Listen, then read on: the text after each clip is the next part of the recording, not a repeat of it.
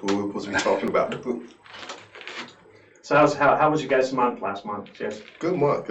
Yeah. Very, very great for summertime. So, Yeah. still get a lot of traffic rolling. I thought the traffic was pretty good last month too. Yeah. I agree. Yeah. It was a little more of a struggle, maybe, to reach all the numbers, but I didn't have trouble with traffic. Yeah, I think like Scott had mentioned, the more you take, just the formula works as long as you take more ups, and some of us get lucky enough to take an up that makes, you can take less ups and still get the right deal, but if you can't, taking those more ups gives you that better percentage, obviously. So Yeah, I find that I go slower than a lot of guys, so for me to be able to deal with more than 2, maybe 3 people in a day, 3 is a lot for me, That's good. So any fun stories from last month?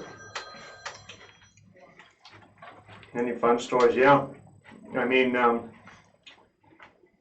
it was a tough month. It was one of those ones where you kind of just stay there till the very, very end, and then it was like 3 days to go. Gross is down, units are down, and I get somebody in the front door. Boom, boom, boom. They want a brand new Tiffin red.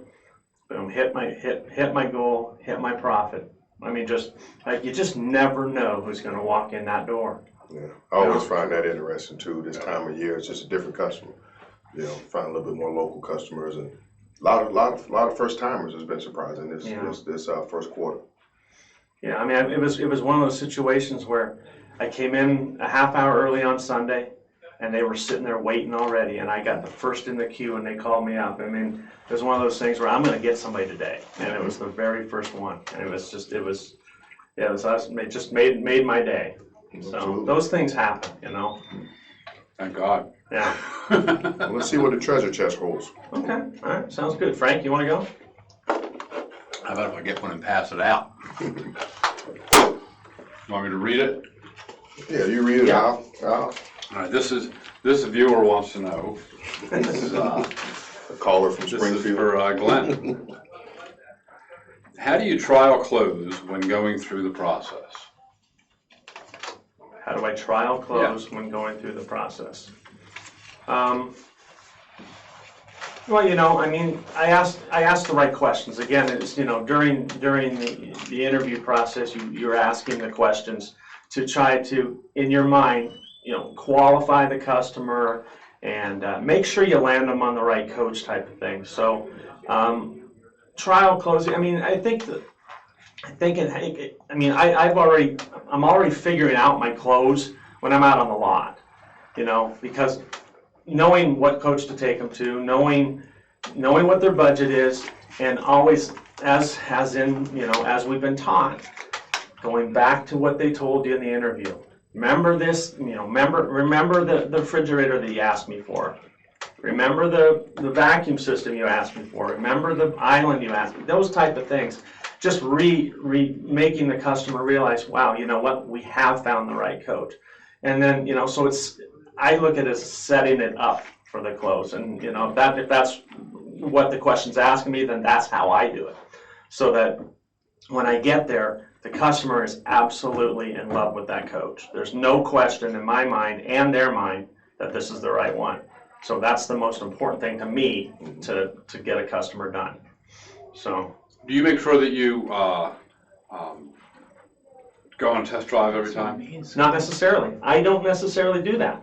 If a customer wants to test drive it to make the difference, I will do that. But if I have closed them prior to the test drive, I don't necessarily do that. That's me, Do I tell them we need to test drive this at some point? Absolutely. I do that. I find that the test drive is almost like icing on the cake. To me, that gives me a chance to really, really make sure that all the trial close sessions that I've been putting them through up until this point is actually the right thing. Worst thing you want to do is close a person totally, business center, whatnot, get to the day of delivery and they're terrified of driving it, or maybe it's too big and too small and you have to start all over. Test drive also gives me a chance to put more fruit in their basket. You know, I'm making sure that you know, Mrs. Jones is happy sitting in the passenger seat, or she feels comfortable walking up and down the aisle while Mr. Jones is driving. Also, it gives you a chance to check out the motorhome. You know, have them visualize the stuff. Hey, remember where you were going to put that crock pot, or this is where all your covers are going to go. And hey, here's Fluffy. You know, Fluffy has her spot. She's found her home already. So it's almost giving them an opportunity to gain ownership of it before they actually do. But again, that's just me. Test drive to me is very, very, very important. It's almost like putting that cherry on top of the cake. Yeah, I almost always, very rarely would I not have a test drive. I tell people, they tell me, well, they've driven similar coaches or this or that. I say, well, listen, we at least have to find out whether or not the coach drives true down the road, or whether the brakes pull off to one side. You know, we've got to, you know, We got to know handle that, right, before we get there. There's no sense in going on until we make sure we have that right. And there's no sense in us doing this no sense in driving it until we're sure that this meets your needs and your wants. And Absolutely. I think it all depends on the kind of coach that you're selling them to, whether it's a new coach or whether it's a pre-owned coach, and things like that too. I mean, most people, I sold a coach yesterday that, you know, they own a 17 Phaeton. And why are they trading their 17 Phaeton? Just because it's too small. They decided it was too small for them. So I sold them a 45-foot bus. Right. Okay, do they need to drive it? They don't feel the need to drive it. Only because, you know, I'm driving one already like that. So, and it's crazy, but the husband is the co-pilot. The wife, the little old wife, she's the driver of this big coach. That's cool. And, you know, will we drive it? Of course we'll drive it. But they didn't feel the need to do that. It's just, you know, I guess it's whoever in the situation. Yeah, for sure. How about another question? All right, let's grab. This caller's from where, Glenn? This caller is from upstate New York. How important is product knowledge and why? Anthony? Probably a little mouthful. Very good question. Yeah, let me think about that one for a second. I think product knowledge is very important, especially the amount of training that we get here. The reason it is important is because these people are coming in and spending a lot of money. And the reason they come to Lazydays is because we do treat ourselves as sales professionals, very knowledgeable. When you have a customer that wants to indulge in this lifestyle and has the money to do it, they want to leave out of here knowing that they know everything about their coach. You can lose credibility with the customer, lose credibility with the manufacturer on the product that they discovered that they want to purchase. You can lose also credibility with yourself. These folks know more about these things than we do, regardless of how many years we've been selling RVs, because they're the ones actually using them. They're out there and they have all the stories for you. And I think the great thing is, if you don't know the answer, be truth and forthcoming with your customer. Let them know, hey, I'm not quite sure about that, but I'll go find out for you. Or let's find it out together. And you gain their respect. The worst thing you want to do is sell a customer. You want a customer to purchase from you, and they'll purchase from somebody that they trust and they believe in. Frank? So I think that when I first came here, you're always hesitant in the beginning, right? Because your product knowledge is weak. As much as you study, and you don't want to embarrass yourself. You don't want to, you don't want to tell somebody wrong. So I was a little bit different. I came from the boat world, so I had a lot of systems knowledge, and been an RVer for a long time and live in an RV. So I had a lot of knowledge about RVing, but didn't have the specific product knowledge. And I've actually come to, first of all, that's grown in the time I've been here. But I have taken the approach of discovering the coaches with my customers and finding out new things about them that I didn't know. And you had said, be forthright and truthful with them, and I agree with that 100%. I don't ever make it up. And we always go and find the answers together. When we come back, want to know what features does the Aqua Hot have or whatever. And so when we go back, we go out to the website and we look it up together so that we both learn and I'll comment if I think it's really cool. I get excited about it along with them. Yeah. So I think that RV knowledge has been a bigger tool for me than the actual product. I don't want to become a recording that just spouts off stuff. Right.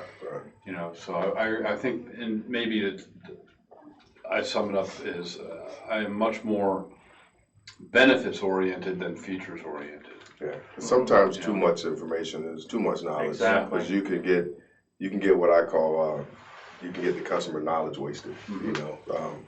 Mrs. Jones could care less about the torque and the engine size, well, that may be very important to Mr. Jones. Exactly.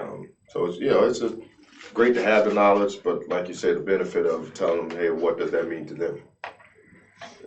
I will say I never get tired of the training that we get here in the morning. I always learn something new. Very valuable. Yeah. Absolutely. Yeah. Many times I've had training in the morning and been able to use that training in the afternoon, and it's like fresh in your head, and you're able to talk. Like you guys said, most of the time customers will come here with more knowledge than we have. They've been on the internet day in and day out, and the husband or the wife will say, he knows more about these things than most people know, and that's something good to know in your interview. Ask them what they've been doing in the interview, so that that, hey, you probably know, and I'd be totally honest, I say, you probably know more about this coach than I do. I mean, we do training every day, and do it over and over and over and over again, to instill it in, but you're fresh. I mean, it's fresh in your head. You know what's going on with this open range or this solitude or whatever the heck they're talking about. So, but it knowing the product knowledge, and like you said too, if you don't know it, be right up front with them. Boy, do they appreciate that. Even if they didn't buy that day, they tell you, man, you're good. If you didn't know something, you didn't pull the wool over our eyes and try to tell us something that we didn't know. And to me, that gained that trust. Yep. That trust, that means if they're gonna buy and they didn't buy today, that they know that they can trust you. And trust is the big thing, I think. Yeah, because they're gonna actually happens more oftentimes than not that they leave here, stop by somewhere else because they want to see another brand or whatever, and they come right back. Say that guy somewhere else. He didn't know how to cut the fan on. Or vice versa. They'll stop somewhere first, and then they'll come here and go, wow, the first guy never said anything like that. Especially when it comes to towables, and boy, he didn't tell me we needed this brake controller, or he didn't tell me we needed this sway control. Yeah, when I first got here, I didn't know a thing about RVing, but the amount of training that we get. And the way they schedule the training, so you're not just overloaded with tires for a whole week. Right. To have a different, fresh perspective on something new every single day was amazing. And also the respect that I gained from the people that have been here before us. Regardless of if you've been here for 3 days or 30 years, the mandatory training that we have to attend, I think is very valuable, not only to us, but our customers. Yeah, I really like these roundtable training sessions we've been doing with the veterans, leading the show. I think that, gosh, there's so much information. I've learned so much. Sometimes with the manufacturer's reps, it's brochure training. It's brochures and facts, and but when you get talking with some of these guys, a group of guys that have been 20 years here, and then you really start to learn about the coaches that way. Yeah, absolutely. All right, Anthony, ready? We got another caller. Spokane, Washington. Oh, there you go. Nice. How important is texting, and how does it affect follow-up, deliveries, and a joy for your customers? Glenn? Well, I think that's the wave of the future. Texting, you can call people 9 times out of 10, you're gonna get a voicemail. Texting is instant, and the best way I feel, I tell all my customers right off the bat, send me a text, because it's instant. They're gonna get it, whether they're working or whether they're somewhere where they can. Let's hope they're not doing it while they're driving, but But anyway, it's just quick, and then that taking a photo of their coach with that bow on it and shooting it to them the day before. Man, I've got so many people that wow, it's awesome, we can't wait. You can just see them smiling. when you send that. And to me, that's satisfaction, knowing that we took care of them that way and that they're that excited about it. Yeah, I agree. It's kind of instant. I mean, everybody texts now. Your doctor texts you for reminder appointments. Walgreens or pharmacy texts you to pick up your prescriptions or photos. Airlines, they use it a lot with boarding passes and flight changes. So in the day and age of technology, information is readily available. And plus, they have what you giving them right there in writing. What time should they be here? Where should they go? And they have your contact information, which is most important. I was a little leery at first because our clientele is not that tech savvy as I thought, but they love the text because it feels like they're still part of the day and age of the technology. Right. And it also keeps them informative. I just recently went on a trip where my flight changed gates 3 times within 2 hours, and I didn't have to call the 1-800 number or run to the kiosk to try to see where it was at. It was right there, and it was very helpful. So I send them my first text while we're all sitting in the office. Before we get up and go out to coaches, I send them a text. I ask them for their cell phone number again, even though I've just gotten it during my interview. I ask them for it, and I have a little pre-canned, thing with all my contact information on it, and I send that to them. And it's funny. I say, so I've sent it to you. They, I haven't got the ding yet, and whatever. Right. So they're. But so we start that off that way. Also a good way to check, see if they give you a real number, right? Yeah, I didn't think about that, but for sure. The other thing that I like to do is when I send my photos that morning for the coach, I always put together some sort of a story to go along with it. Something cute or funny. I have one that I use all the time. It talks about. She says something like she was doing just fine until somebody mentioned that she was getting a new set of adventures, and now she can't eat and she won't sleep and she's just a mess. Some people just have big mouths. We'll see you in a couple hours. Congratulations. Wow, that's good. And so I always get a comment back when I send that. If I'm taking a photo and the coach is over getting a bath yet, I'll say, well, she wasn't so thrilled about me taking a picture of her in the shower, but and I always get responses back from it. So I guess it works. I have a hard time using text for our normal follow-up. I guess I'm an old dinosaur, and I still use the phone probably 90% of the time for that. Although I don't think the phone is probably the most effective way. I think texting or email probably be better, but I just struggle with that. And texting is very helpful with follow-up because it gives that customer almost an escape. We've probably done such a heck of a job with the product knowledge, with our facilities, and very aggressive in pricing that maybe it's just not the right time.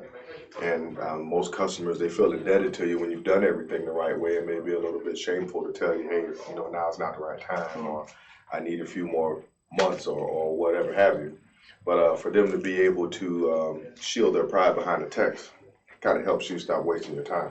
If you're calling and they won't answer, you still may think you have something there. But they feel more comfortable replying to you in a text, hey, great job, but we'll get back to you. So that takes the barrier and gives it back to them. Because we've all been in a situation where you left the closing table and they just say no, and you're like, wait, we got the right coach, got the right price, perfect timing, everything lined up, but they still won't allow them to tell you face to face. Right. And we all hear, we're not ready, but when we're ready, we're going to call you. So it gives them a chance to kind of back out and bow out gracefully. I would say, and it saves you a lot of time. So what's your next move when that happens? I always send a thank you text anyway. Hey, great. I know this timing may not be right. I appreciate the response. I was kind of worried about you. I thought the price blew you away, with a smiley face. But then I just let them know, hey, please reach out to me. If not now, when you're ready, I'll still be here for you. And I'll still pepper them with the emails, and a few texts later on. For instance, a guy this morning, we had everything lined up, and financing everything was in the way. He just got cold feet. He took off and his coach again. Now he's on a 3-week vacation in his motorhome, which I know his wife is probably beating him up because she really wanted that Tiffin. I just texted him, hey, I just got back from vacation, was checking on to see how your vacation was going. He sent me a picture. Says, hey, well, we got her back then. We're here in Asheville, North Carolina. You know, we really see the difference with what you were telling us about a C versus an A. We'll be in touch. So Yeah, that was at quick. point, that's all you can do. Yeah, but that was quick and easy for him. Again, he's confident in sending that text without having a face-to-face conversation, or he doesn't feel like if he did answer the phone that I'm going to go into the rebuttal stage with him. You know, it puts the power back in his hands, all you know, to kind of help him that way. But I think the delivery pictures are perfect, though. I'm probably going to borrow that from you if you don't mind. Yeah. Y'all want to take another question? Yeah. All right. It's your turn, Frank.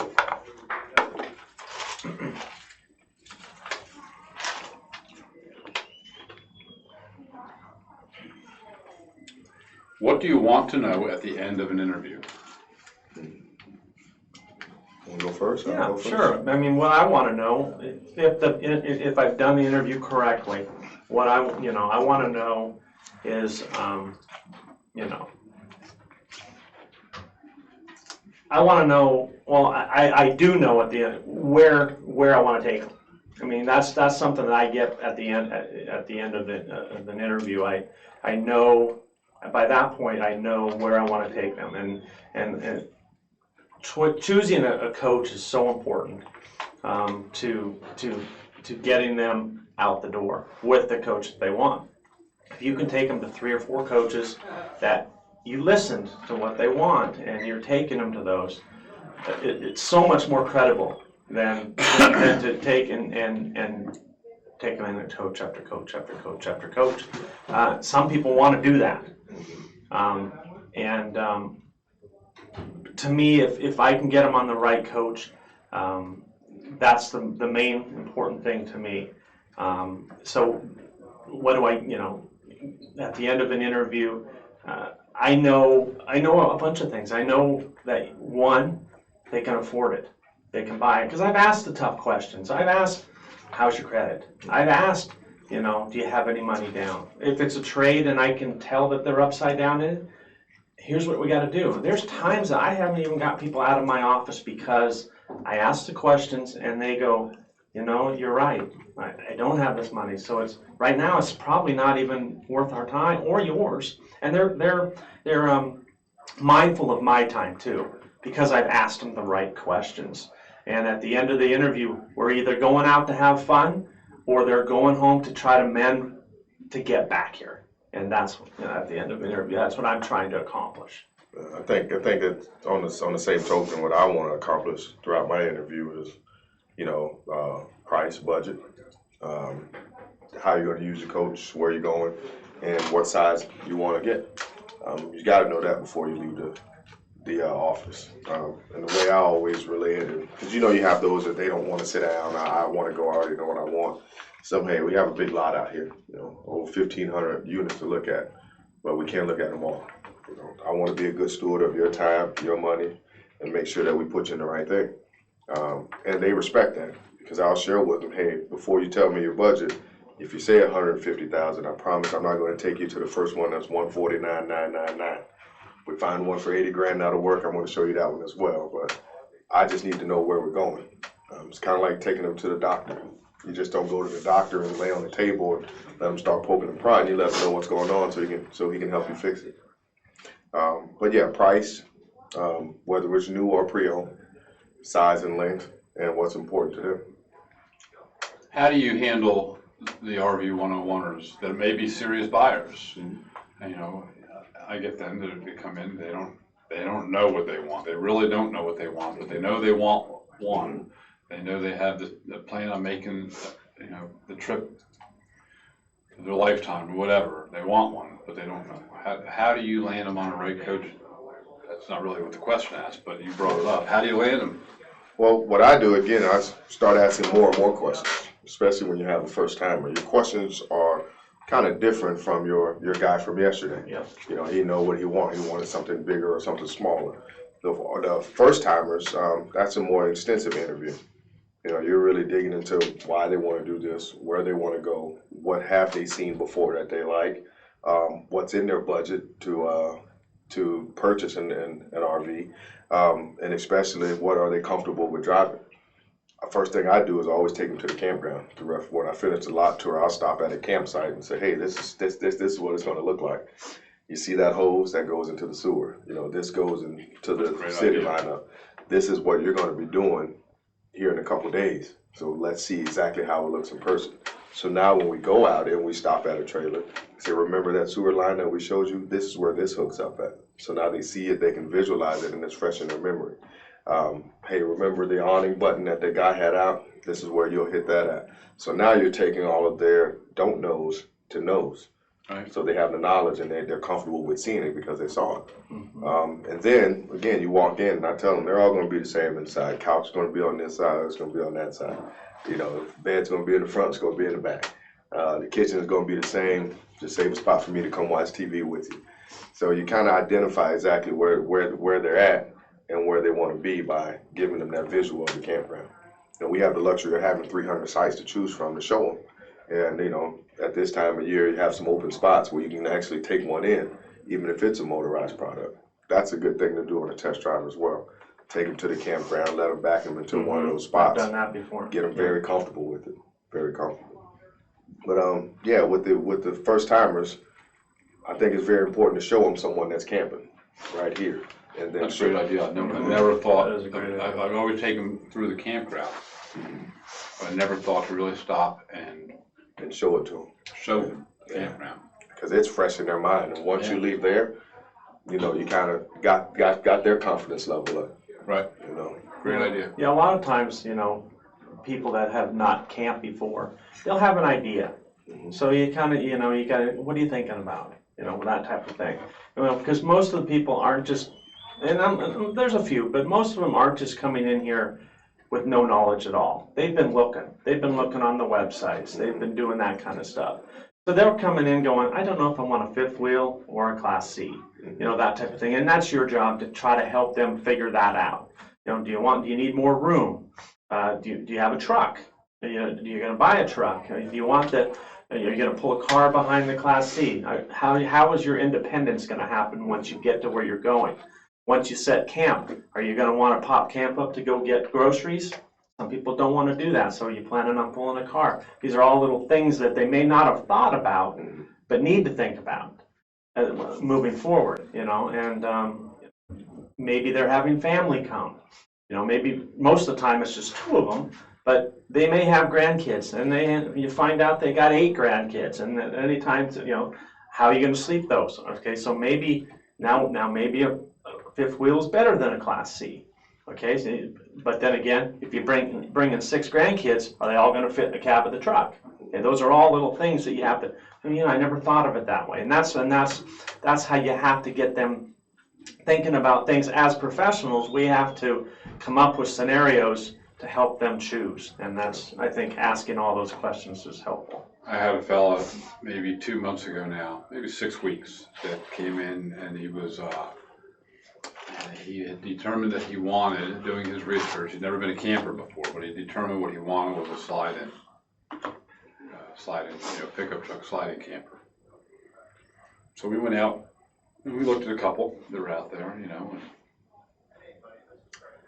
by the time he left, probably an hour later, maybe an hour and a half later, he was convinced that what he needed to have was a Class A diesel. Wow, wow, that's a big jump. Big jump. From one end of the spectrum right to the other. Right, and so right. We've now been working for, 5 or 6 weeks, and probably have another 5 or 6 weeks to go. But he'll buy a coach, and he's going to buy a Class A. But it was because we went really slow in the beginning and let him discover that he didn't want any part of a sliding camper. That goes back to the product knowledge too. Being able to give the customer the pros and cons of this. Like you touched on the difference between motorized and towable. We always get those questions with customers, right? Hey, I don't know if I want a C or a travel trailer or a fifth wheel.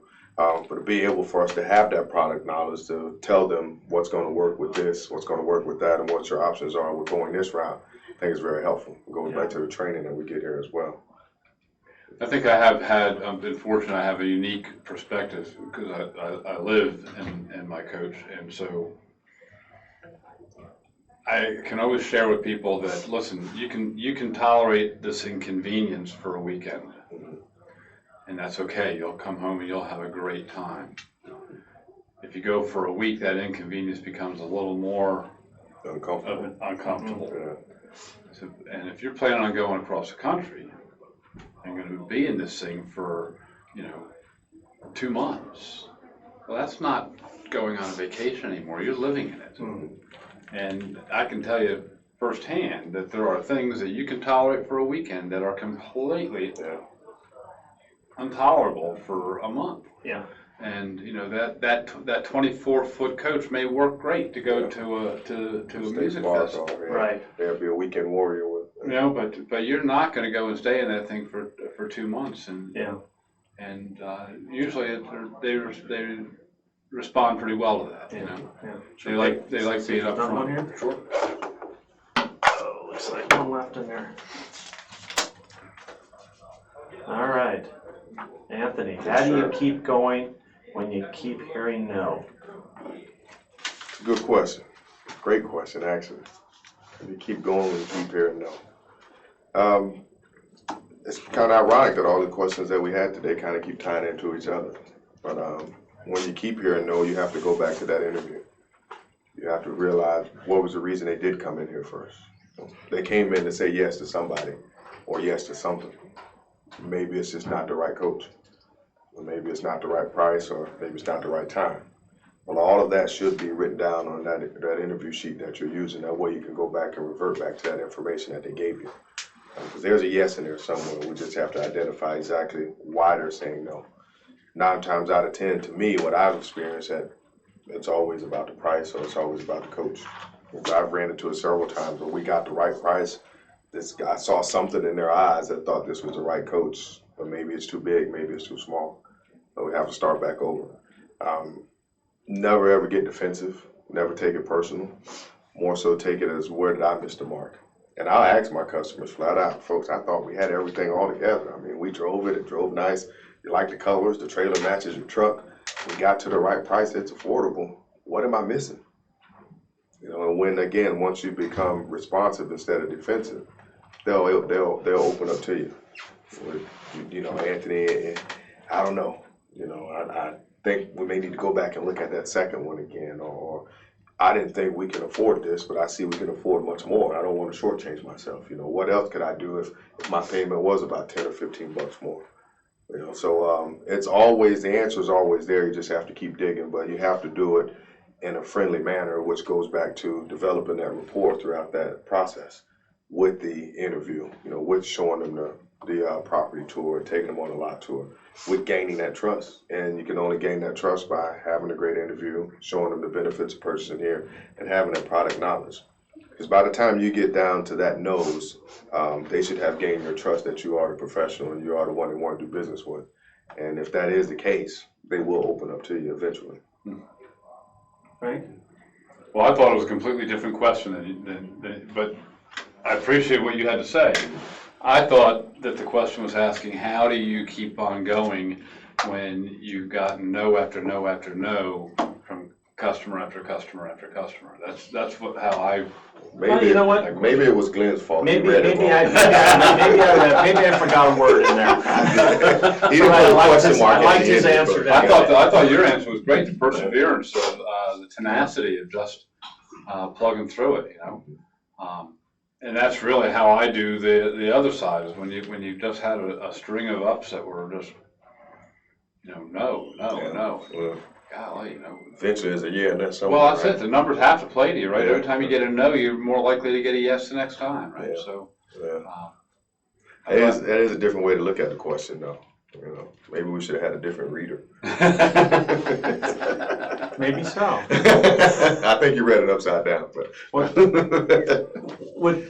Let me read it again. There you go. How do you keep going when you keep hearing no? That's how I said it the first time too. Cool. I misheard it, but. So I don't find that I get a whole lot of no when I'm with a client. I may get a big no at the end, Right. but But usually I try to, if I face resistance, I'll kind of veer off and look for another path, you know? So that being new, I don't always have the right coach to land them on going out there, because my product knowledge isn't that strong yet, you know? But rarely do I come in without having the right coach. You know, usually we'll get out there and get going, and from there I can kind of hone in, so that when we walk back in, we're looking, if the right coach is here, we have been in it and touched it and felt it and done features and benefits about it. So then it comes down to the end, right? To the are we ready to take a look at numbers? And I always ask that question on the lot before I come in. And I always ask it very excitedly, you know, with a lot of passion about it, you know, to get them excited about it. Yeah, but it's not really, I'm not asking your permission to look at numbers. I'm trying to get you bubbled up and excited about buying this coach, you know, and so then we come in, we sit down, and we go through that game. I think by asking them directly too, what a smile on your face. Kind of gonna let you know what you got before you even leave that coach. You know, I'll pretty much sit on the couch with them and say, look, hey, do we think we got the right one? Yeah. Well, if we can get to the numbers that make sense to you, do we have an opportunity to earn your business while you're here today? And usually you'll get a true, real answer. And you can read, you know, you see the body language starts to change, because they know this is the end of the road. You know, the pony show's over with. We're either gonna have to buy something, or we're gonna have to tell this guy that we're 6 or 7 months out. So that kind of eliminates a couple of the no's. But can I have a chance to answer the question the way you read it? Yes, absolutely. I thought you were gonna say no. I was gonna keep no, going. I mean, I was gonna ask you, do you want to redo that? No, but when I find myself in a slump, which if I understand the question correctly, and I think I do, that's kind of where they were going. You know, how do you pull yourself out of a slump? The fact that our offices sit across from each other, if I get in a streaker nose or a streaker can't hit it out of the park, I'll go talk to somebody that just sold a customer, you know, because they're excited, and I'll let that energy jump out on me. Hey, what happened? You know, what they buy? You know, where are they from? You know, what did they originally come in looking for? How long have you been working with them? And I'll let their excitement, you know, kind of just soak in with me, and it'll kind of get me out of the slump. I'll go sit up front and see salespeople walking their customers back to the business center, you know, or watch somebody reading their benefits to know that, hey, it's still some buyers here. You know, I just ran into the ones that aren't ready yet. So I'm just going to put myself right back in the rotation and get myself around the positive stuff that we have here at Lazydays. Mm-hmm. How Now, about you? for me, I'll tell you, it started at the very beginning. I've been here now just short of 2 years. It'll be 2 years in December. And when I first started here, it was no after no after no. Now, granted, I've been in sales for 30 years, all different kinds, retail sales, behind the scenes, you know, wholesale, all that kind of stuff. So I know the different scenarios and how to handle them, how to turn a no into a yes. Those are, you know, things you have to do when you're selling. But I started out and I was super frustrated. I mean, I would go home and tell my girlfriend, I just don't know if I can do this. No after no after no. And it's not because I wasn't learning. I was learning. I mean, Demond is one of the best teachers here. I mean, he if you listen to him and you drink the Kool-Aid, it works. So I just stuck with it. And one thing that really helped me was listening to the guy behind me, Robert Gant, been here for a long time. Listening to him on the phone, listening to him talk to customers. And by doing that, I changed some of my verbiage to make those no's go away. And before long, I was kicking butt. And it's just because I changed a few things. Now, I didn't change the way I did it. I still did it my way. I just changed the way I said a couple things. And it made all the difference in the world. I think listening to the senior people here and learning from them. Don't think that you know it all. Even though you've been in sales forever, everybody learns every single day. We learn to do new things. And that helped me. That took me out of some, let's call it a little depression. because I wanted to be successful here. And I was successful here because I listened to the people that were successful. I think that's the big thing here. We're all on the same team, and we all want to learn and do better, and we all want to succeed. We just need to lean on each other. And if we lean on each other, we're going to get this done. We're all going to be successful people here. Absolutely, absolutely. We got any more in the treasure chest? Nope, that was it. Time for dessert. Yeah, I'm with you. I'm with you. I'm going Which to one you going take for? half my sandwich home with me. No, I'm not going for any of it. Absolutely. Well, we got to take it. We got to take a dessert here. I'm going to go with this one. Yeah, I think I'll go with the lemon. Frank, I'm not even gonna touch one. just a photo op, that's all. You know, myself.